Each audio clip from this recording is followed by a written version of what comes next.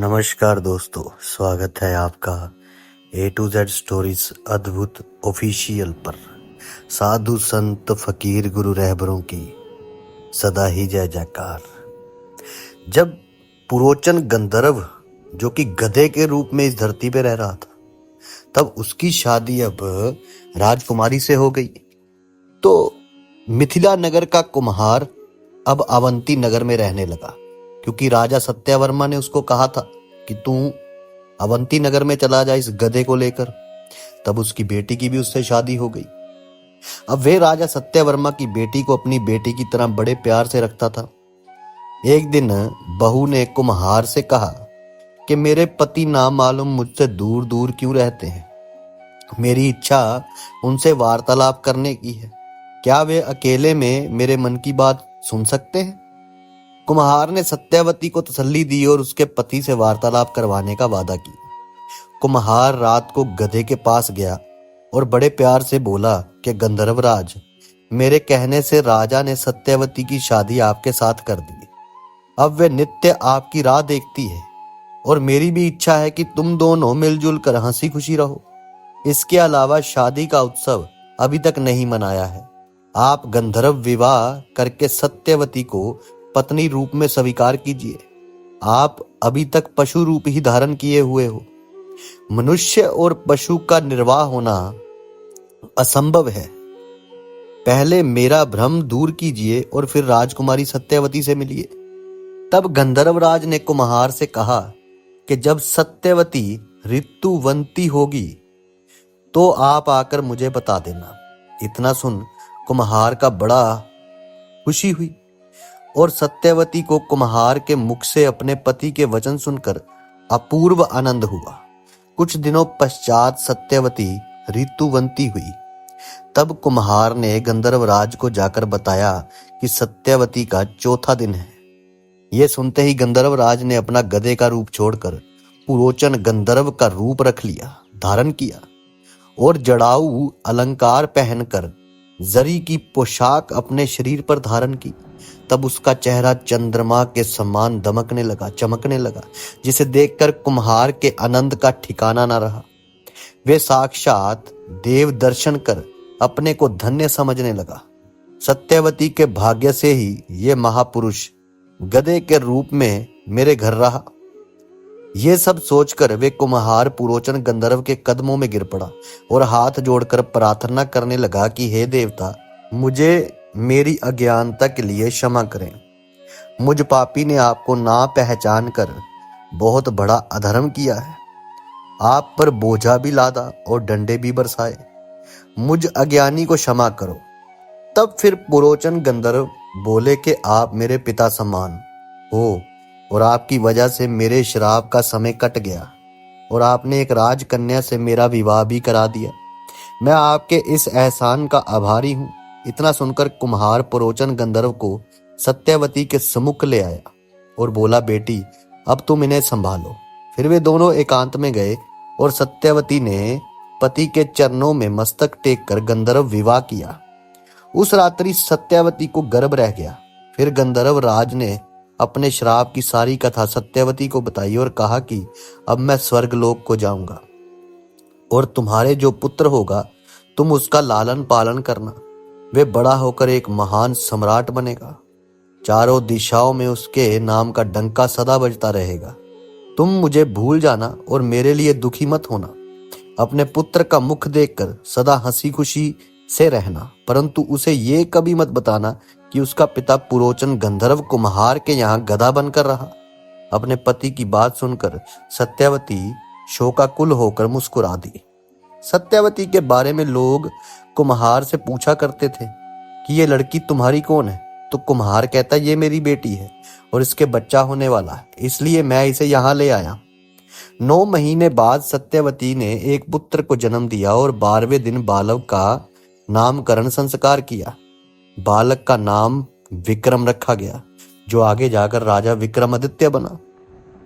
सूर्यास्त होने के पश्चात पुरोचन गंधर्व ने अपना शरीर पलटकर बच्चे को गोदी में उठा लिया और बालक का मुख चूमते ही वे श्राप मुक्त हो गया। तभी उसके पिता इंद्र का विमान उसे लेने आ पहुंचा। और मारुत ने पुरोचन गंधर्व से कहा, शीघ्र स्वर्गलोक चलो गंधर्वराज, मैं तुम्हें लेने आया हूं। अब बेटे के मोह में देरी नहीं करना, व्यर्थ है। तुम्हारे मित्र अमरावती में तुम्हारी राह देख रहे हैं। मारुत का भाषण सुनकर पुरोचन ने बालक सत्यावती को पकड़ा दिया और बोला, मैं जा रहा हूं।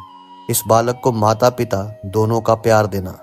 तब वे नैनों से नीर बरसाती हुई बोली, प्राणनाथ, आप हमें किसके सहारे छोड़कर जा रहे हो? मैं आपके लिए अपने माता पिता, राज्य वैभव छोड़कर प्रदेश में आई और आप हमें मझधार में छोड़कर जा रहे हो। तब पुरोचन ने कहा, तुम दुखी मत हो, प्रेम से इस बच्चे को पालो। बच्चे के प्रेम में तुम मुझे एक ना एक दिन भूल ही जाओगी। फिर भी मैं तुम्हें वचन देता हूं कि जिस समय तुम मुझे याद करोगी उसी समय मैं आकर भेंट करूंगा, तुमसे मिलूंगा। फिर कुम्हार को नमस्कार कर और आज्ञा ले विमान में बैठकर अमरावती अलकापुरी होते हुए इंद्र सभा में जा पहुंचे और अपने पद का भार संभाला। विक्रम 14वीं के चांद की तरह धीरे धीरे बड़ा होने लगा। उसने थोड़े समय में ही सकल विद्याएं सीख ली और उनका स्वामी बन गया। 16 वर्ष की आयु में उसने सम्राट से भेंट की। तब राजा ने उसे पहरेदार का पद सौंप दिया। वे रात को जगह जगह घूमकर जनता को चेतावनी देता था कि जागते रहना, गाफिल मत होना। कुछ दिन पश्चात विदेशी व्यापारी बैठे हुए अपने सामान की रखवाली कर रहे थे। ये चोरों और सियारों में भर्तृ की कथा जो पिछले भाग में आपसे साझी कर चुके हैं। जब वे राक्षस दक्षिण की ओर जा रहा था, तभी विक्रम ने शस्त्र प्रहार करके उसे पृथ्वी पर पटक कर मार डाला और उसके खून से अपने वस्त्र भिगोए तथा मस्तक पर तिलक लगाया। अभी आपको पिछला भाग सुनना होगा जिसमें राजा भर्तृ जो था सियार से बातें करते थे। वो अब मस्तक पर तिलक लगाया, तभी उस राक्षस को श्राप से मुक्ति मिल गई और वे गंधर्व रूप धर विमान में बैठकर जाने लगा। तो विक्रम ने उससे पूछा कि तू राक्षस होकर विमान में बैठकर स्वर्गलोक किस प्रकार जा रहा?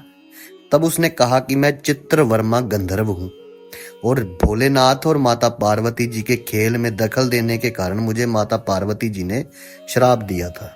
दरअसल ये वही चित्रवर्मा गंधर्व था जब माता पार्वती और भोलेनाथ चौसर खेल रहे थे, तो उसमें इसने भगवान की कृपा पाने के लिए भोलेनाथ की बोल दिया कि भोलेनाथ जीते हैं, लेकिन हुआ था उल्टा, जीती माता पार्वती थी।